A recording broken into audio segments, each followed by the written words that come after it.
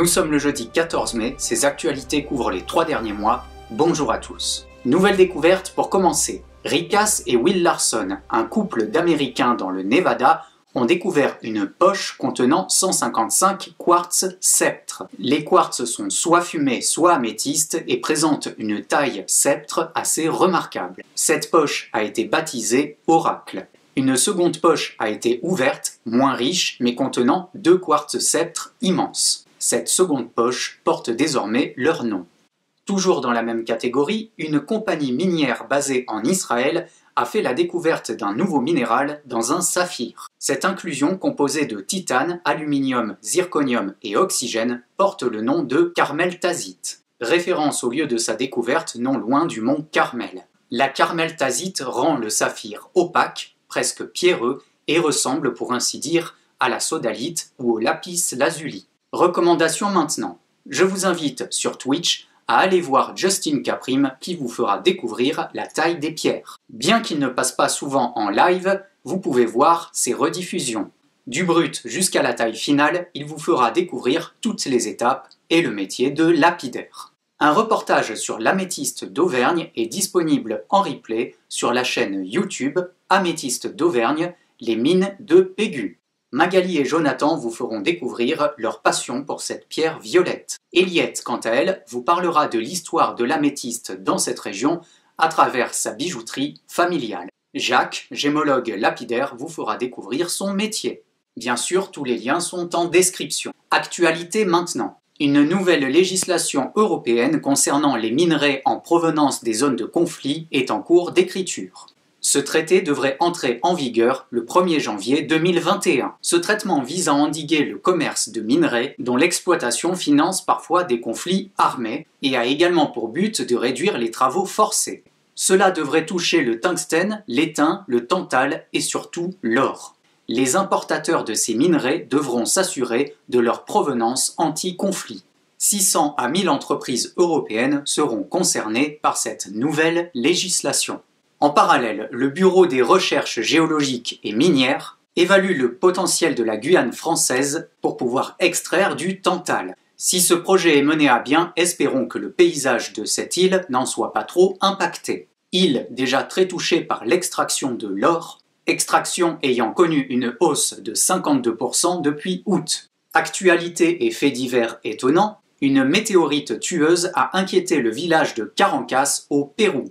En effet, après la chute de cette météorite provenant probablement de la ceinture d'astéroïdes entre Mars et Jupiter, les habitants qui sont allés observer le cratère sont tombés malades. Ils ont dit avoir senti une forte odeur se dégager et avoir vu l'eau bouillir à proximité du cratère. Des symptômes se sont déclarés un peu plus tard, maux de tête, nausées, problèmes oculaires. Certains bétails se sont mis à saigner du nez ou bien en sont morts. La météorite composée d'olivine, de pyroxène et de feldspath ne pouvait pas expliquer ce phénomène. Les scientifiques ont expliqué que lors de l'impact de la météorite sur le sol, de l'arsenic contenu dans les sols s'est vaporisé et mélangé à l'eau, rendant ensuite les habitants malades. Cependant, rien n'explique la forte odeur dégagée, un mystère à moitié résolu. Instant publicité. Suite à l'arrêt des ventes sur mon site et l'annulation des prospections un peu partout en France liées au confinement, j'ai ouvert une cagnotte PayPal. Si vous souhaitez me soutenir, sachez que tous vos dons seront consacrés exclusivement à la chaîne YouTube. Nouveau matériel ou expédition un peu plus éloignée. D'avance, un grand merci aux premiers donateurs. Retour aux actualités. Imitation maintenant. Attention, on voit de plus en plus d'œil de tigre Angel Aura. Du moins, c'est le nom donné à ce type d'œil de tigre.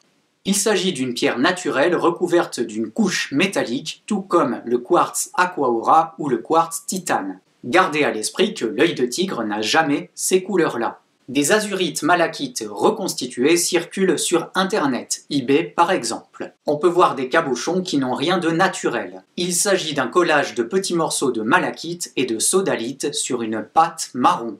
Repérez simplement l'aspect mosaïque bas de gamme et les zones blanches dans les parties bleues. Il existe également un collage de petits morceaux d'azurite malachite dans une pâte de verre. Observez l'aspect transparent et scintillant de la gangue pour ne pas vous faire avoir. À noter que les deux imitations viennent de l'Inde. Tour de force. Une opale a été facettée et taillée en forme d'œuf. Rappelons la difficulté de tailler un tel minéral due à sa composition chimique. En effet, il n'est pas rare que la pierre éclate lors de la taille. Au cas où, je vous renvoie à ma dernière vidéo sur l'opale. Cette œuvre a pris des années à être réalisée. Il fallait trouver la bonne opale et ne pas se précipiter. Après tant d'efforts, Julien Bohémot est fier de vous présenter son rêve de toujours. Pour finir, 4 observations particulières. Les vanadinites se forment habituellement dans le système hexagonal. On peut en effet observer des hexagones plats la plupart du temps. Pourtant, dans la ville de Santillo, à Albuñuelas, en Espagne, de curieuses vanadinites ont été découvertes. Elles présentent de jolies aiguilles marron. Des diamants octaédriques assez étonnants ont été découverts. Le lieu n'a pas été communiqué pour le moment. Ces diamants octaédriques, donc 8 côtés, présentent des arêtes fumées et une étoile en leur centre. Ces pierres sont alors qualifiées de diamants astériés. Une obsidienne incroyable a été découverte. Entre obsidienne arc-en-ciel et obsidienne dorée, elle a été extraite proche du Lake County aux États-Unis.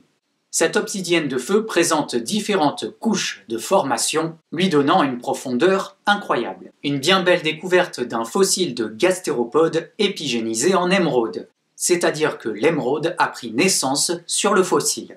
Cette trouvaille unique a été découverte en Colombie dans la mine de Gatchala. L'article a été traduit en français et bien sûr en description pour découvrir le pourquoi du comment. C'est la fin de ce second journal consacré aux minéraux. Je vous laisse avec cette citation de Paulo Coelho. Ce n'est pas le marteau qui a rendu ces pierres si parfaites, mais l'eau avec sa douceur, sa danse et sa chanson.